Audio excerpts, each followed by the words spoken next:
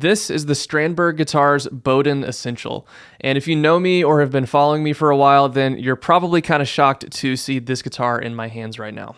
Overall, my taste in gear is pretty traditionalist. I love vintage style Les Pauls, Tellys. My preferred rig is to plug straight into crank tube amps. I barely use any pedals. And the types of music that I play tend to be older styles of music such as blues, jazz, funk, R&B, classic rock, and so on. And so this guitar, being very modern and forward thinking, is not what most people would expect a guitarist like myself to be interested in. And honestly, as recently as a year ago, if someone had showed me this guitar, I would have immediately written it off and said, not my thing, no thanks. But now that I have this guitar in my hands and have spent some time playing it, it's actually kind of taught me a bit of a lesson in open-mindedness, because I've found there are several aspects of it that I actually like a lot. And particularly as a slide player, there's one feature of it that I think is really cool. And so, because there are already tons of detailed reviews of this guitar from more modern-leaning YouTubers, for today's video, I thought it would be a cool idea to give my general thoughts on the Boden Essential as a traditionalist, purist slide guitarist. Let's get into it.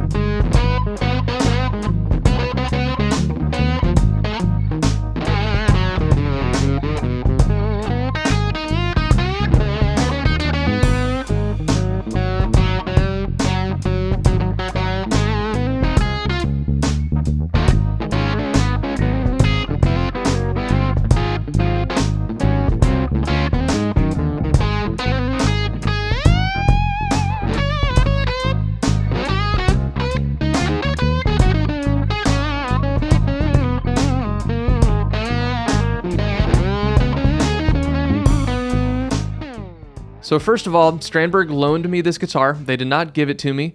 They didn't pay me to make this video. They didn't tell me what to say in this video, and they didn't ask me to make a video at all. They just sent me this guitar so I could try it out. Just to be fully transparent though, after I had this guitar for a while, Strandberg did open up the opportunity for me to keep this long term, but I have decided that while I do like aspects of this guitar, I'm not going to keep it. I'm going to send it back once I'm done making this video. So given all of that information, you can rest assured knowing that when I say nice things about this guitar in this video, it's not because Strandberg told me to, it's not because they paid me to, and it's not because I'm shilling in hopes of keeping this guitar. All of that being said, I just wanted to say thanks so much to Strandberg Guitars for sending this out to me and letting me hang on to it for a while. So one more thing real quick before I get into talking about the guitar itself. The story of how I got it is actually pertinent to the overall message of this video. So all the way back in December of 2023, Strandberg artist rep Isaac Stolzer Gary reached out to me on Instagram asking if I would be interested in trying out one of their guitars. And I gotta be honest, I saw the message and immediately thought, nah, Strandberg's not my thing, and I just didn't reply back, which I feel bad about now. The polite thing to do would have been to respond expressing my gratitude and politely declining, but I didn't do that, so I feel bad about that. Sorry, Isaac. So yeah, basically I just didn't respond and then didn't think about it again for a long time. Now, fast forward to the latter half of 2024, and I don't know what it was. Maybe I saw some Strandberg related YouTube videos or saw some people playing Strandbergs on Instagram or something, but whatever it was, something clicked. You know, I can be pretty opinionated about gear and music and things like that, but overall, I would consider myself to be a pretty open-minded person just in life. So I was like, you know what, why don't I set aside my guitar biases for now and give Strandberg a chance? It might be interesting to see how a guitarist like myself gets along with this style of guitar. So many months after he sent his initial message, I replied back to Isaac at Strandberg basically saying, hey man, sorry I ignored your message. I would love to try out one of your guitars. And finally, fast forward to about a week after I got home from NAMM this year, and this guitar shows up on my doorstep. It's currently May 19th, 2025 as I record this video, which means I've had a few months to get to know this guitar. So what do I think of the Strandberg Boden Essential? Well, first, let's talk about the things that I like about this guitar. The very first thing that anyone will notice when they first pick it up is that it is super lightweight, and I like light guitars, both just for comfortability's sake and because I feel like lighter guitars tend to resonate more and just feel and play more lively. It's also very ergonomic and comfortable to hold sitting down and standing up, and believe it or not, I actually like the headless aspect of it. I feel like most people who are like me, who are really traditionalists and like the old school stuff, are super against headless. They think it looks awful and just don't like it, but I actually don't mind it. I think it looks fine, and I like the fact that it makes the front end of the guitar so lightweight. I really don't like it when a guitar's headstock is super heavy, like say a Les Paul or something that has Grover tuners on it, and the headstock just feels like it's just weighs 1,000,000 pounds. I don't like that feeling. And so this design is about as light and nimble as you can get when it comes to that. By the way, I should say the fit and finish of this guitar is great.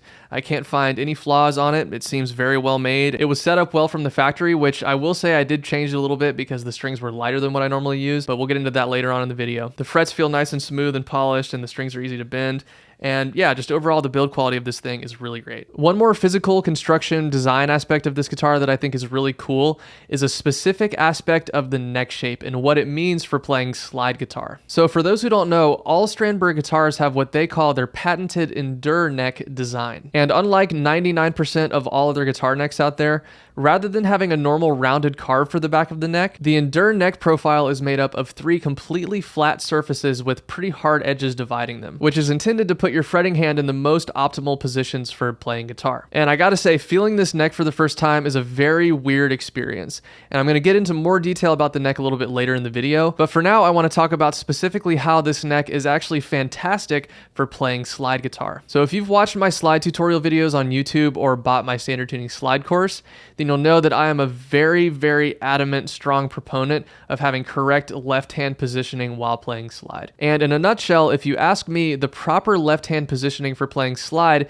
is to always have your thumb squarely planted on the center of the back of the neck. It simultaneously gives you the most fluidity and by far the most control while playing slide. And the Endure neck is perfect for this because the back of this neck is literally one long, flat, stable runway for your thumb to hang out on the entire time you're playing slide. Of course, every guitar that I've owned has had a normal round neck shape and I've been able to play slide on them just fine, but I will say the Strandberg neck with the flat surface on the back is one of the most stable feeling necks I've ever played for slide specifically. Like I said before, we'll talk a little bit more about the neck later on in the video, but for now, specifically for playing slide, this neck design is super cool and interesting to me. To round out what I like about this guitar, honestly, what pleasantly surprised me the most is the sound of it. Now, when I say that, I don't mean to imply that I went into this thinking this guitar would sound bad.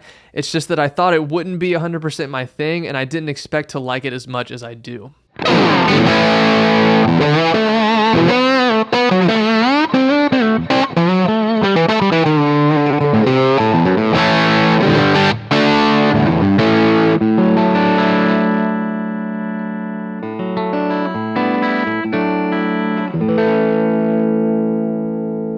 The main reason why I thought I wasn't going to be into the sound of this guitar is because of the specs of the pickups. The Strandberg website says these pickups have Alnico 5 magnets in them, which Alnico is good, it's better than ceramic, but I typically don't go for Alnico 5 because they tend to be a little bit brighter and edgier and more aggressive sounding than say Alnico 2, 3, and 4, which I prefer. And the DC resistances for these pickups are 10.6K for the neck and 16.2K for the bridge pickup. If you don't know anything about DC resistance for pickups, basically the higher the number, the more output the pickup is going to have, the harder it's going to hit the front of an amp, and generally the more bass and mid-range and more aggressive the pickup is going to sound. And 10K and 16K is pretty high output for a humbucker. Most of my favorite humbuckers and P90s are in the more vintage, lower output kind of range, anywhere from 7 to 8.5K. I like the clarity of vintage style pickups, and I like how well they clean up with the volume knob of your guitar, and I just generally am more used to that type of sound. So I thought these pickups were going to be way more aggressive and modern sounding than what I typically go for. And while yes, they do sound a little bit higher output than any of my guitars,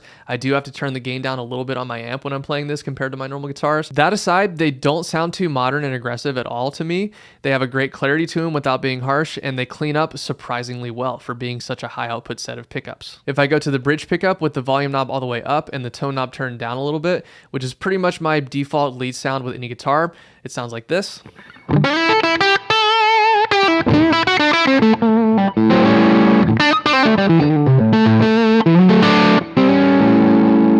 To me, that's a perfectly acceptable vintage blues rock lead sound. And then if I play softly, they're very touch sensitive and clean up very well. This is with the volume knob still on 10.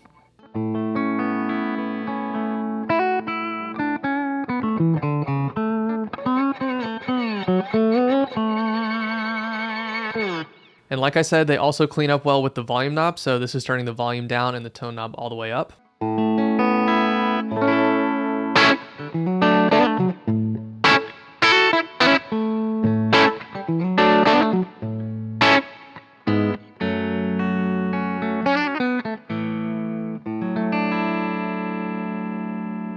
The neck pickup sounds great too.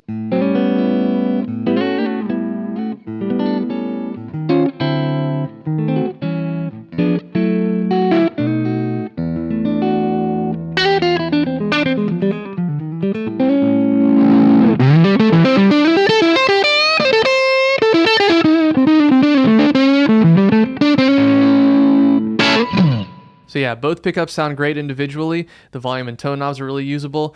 I will say the in-between positions, because this is a 5-way switch, the 2, 3, and 4 positions on this guitar, I'm less interested in. All 3 of those positions are various combinations of coil split mixed with humbucker and series and parallel and all sorts of things like that. They all sound good, but they're honestly not really what I go for tone-wise. They're kind of going for like a stratty sort of thing in most of the positions, which is just not really my thing, but I'll still play through them real quick just so you can hear.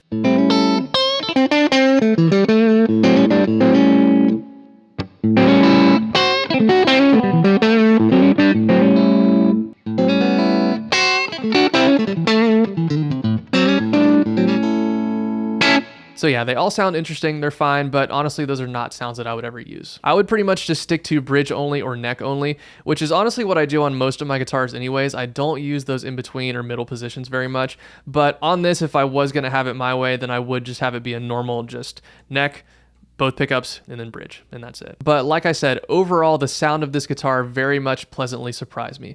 I think it's super versatile. I don't think it's overly aggressive or modern sounding, and I can totally see myself using these individual pickup sounds, especially the bridge pickup, on a gig. So if I like all of these aspects of this guitar, why am I not going to hang on to it? Well, it comes down to a few fundamental aspects of this guitar that I think are good and well designed, but just not for me. The first of those aspects is the bridge design and how it affects the experience of stringing the guitar and setting it up. So like I said before, when I got this, it came with lighter gauge strings and a lower action than I typically like to use. So I decided to change the strings to my usual 11 to 49s and set it up how I set up all of my other guitars. And let me tell you, this bridge is a smart design overall, but there are a lot of moving parts to it. The restringing part wasn't that bad. Of course, it's different from what I'm used to, but it wasn't too hard to figure out and I was able to do it without too much trouble. But when it came to raising the action, adjusting this bridge was honestly kind of a pain. I'm not going to go into too much detail with it, but basically each saddle is adjustable. There's a tiny little set screw that locks in the saddle that you have to loosen in order to adjust each one. And then the adjustment screw for the action is actually directly underneath each string. So in order to adjust the action for each string,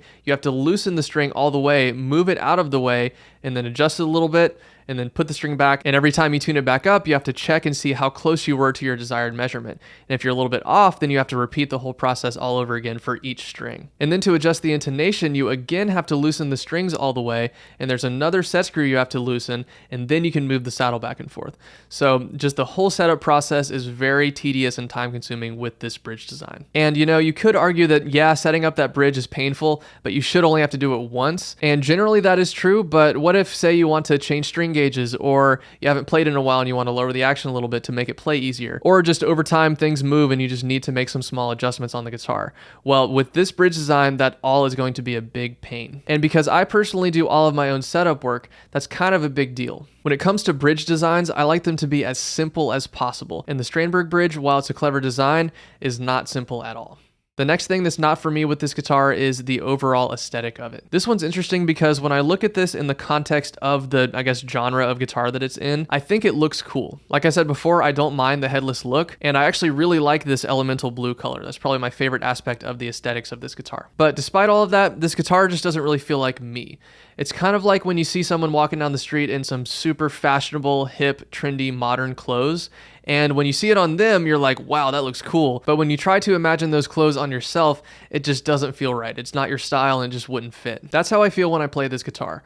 And I'll be the first to admit, aesthetics matter a lot to me when it comes to guitar choice. A lot of people like to say they're above caring about what their guitar looks like. All that matters is how it feels and sounds. But I think if most of us are being honest, then we'd say that the look of a guitar and liking the way your guitar looks is a big part of the experience of playing guitar as a whole. And for me, I just feel more at home with and am more inspired by old school vintage inspired guitars. Of course, we all want our guitars to feel and sound good, but if you ask me, it's just as important to see a guitar across the room and think, that thing looks awesome, and then want to go pick it up and play it. This guitar just doesn't have that effect on me. That's not to say it won't have that effect on someone else, but for me, it just doesn't inspire me in that way. And lastly, this neck is just overall not for me. Like I said before, I think this flat surface on the back is awesome for playing slide, but aside from that, my left hand is just not getting along with the angular flat nature of this neck. Now, I'm not the type of person that always has their thumb wrapped around the edge of the neck. I do it sometimes for that kind of Hendrix style, fretting the low E string with your thumb kind of thing, but aside from that, when I'm not playing slide, my thumb positioning is kind of somewhere in between having it wrapped over and having it flat on the back of the neck. It's kind of right there on the corner or like the shoulder of the neck, I would say, which it seems like this design is actually kind of encouraging you to do that because it has this angle right here, but for some reason it just doesn't feel quite right for me. I would say on the lower frets, it's okay. It's not too bad, but because this is kind of an asymmetrical shape, as I go higher and higher up the neck, it just feels less and less comfortable for me. And whenever I've tried playing this guitar for longer stretches, my left hand just starts to hurt after a while and it just doesn't feel comfortable. I tend to prefer chunkier vintage style necks like your 58, 59 Les Paul type neck, mainly because I like having that extra shoulder to anchor my thumb on. And I have long skinny fingers, so the bigger size necks are not a problem for me. And this neck just feels a little bit too scrunched up and just, yeah, like I said, it's a little uncomfortable for me. So for those reasons, while there are aspects of this guitar that I really genuinely like, at the end of the day, it's just not for me. But despite that, I'm really glad that I gave this guitar a chance. Before I actually got this guitar in my hands and tried it out for myself, I had some preconceived notions about Strandberg and just guitars like this in general that turned out to be untrue. I thought these headless modern style guitars were not tasteful, unversatile, aggressive instruments that could only do super modern progressive metal or whatever. But once I got over myself with my snobbery and guitar biases, I realized that these kind of guitars